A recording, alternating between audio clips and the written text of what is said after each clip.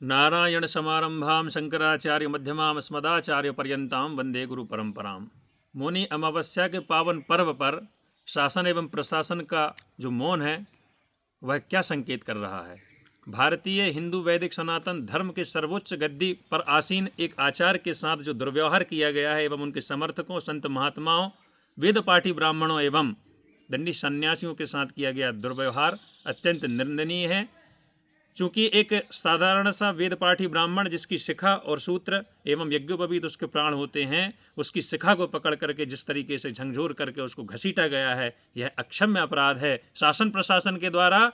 चूँकि दंडी सन्यासी का दंड छत्र चवर ही सब कुछ होता है, उसके प्राण होते हैं। पूज्य शंकराचार्य जी का जो छत्र तोड़ा गया और उनको उनकी पालकी को ढुड़का करके संपूर्ण मेले में घुमा करके शिविर के सामने ला करके छोड़ दिया गया है, क्षम्य अपराध है। पूज्य पाद शंकराचार्य जी महाराज श्री का जो स्नान का फल है समूचे भारतवर्ष को मिलता है। कभी शंकराचार्य जी स्वयं के लिए स्नान नहीं करते, उनके स्नान करने से संपूर्ण जनमानस लाभान्वित होता है, हमारा भारतवर्ष लाभान्वित होता है।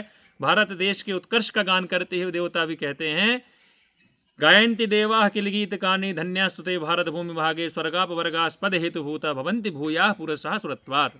देवता गण भी प्रार्थना करते हैं कि यदि हमें मनुष्य योनि में जन्म मिले तो भारतवर्ष में मिले। क्यों? क्योंकि हमारा भारत देश महान है। उस महानता के शिखर पर बैठे भारत देश पर सर्वोच्च गद्दी के आचार्य के साथ यह जो बर्बरतापूर्ण व्यवहार किया गया है अत्यंत ही निंदनीय है।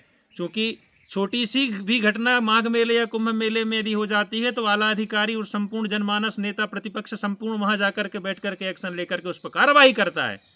लेकिन शर्म की बात है कि एक शंकराचार्य रोड पर बैठ करके अनशन कर रहे हैं और 24 घंटे से अधिक उनको हो गए हैं और प्रशासन मौन है। तो हमारे शास्त्रों में कहा गया है मौनम स्वीकृति लक्षणम, उनका मौन बता रहा है कि उनकी गलती है और उनका अपराध है। माँ गंगा जो संपूर्ण पापियों के पाप को नष्ट करती हैं एवं संपूर्ण तीर्थों का राजा कहे जाने वाले प्रयागराज के चरणों में हम निवेदन करते हैं कि ऐसे आला अधिकारियों और नेताओं को सद्बुद्धि प्रदान करे।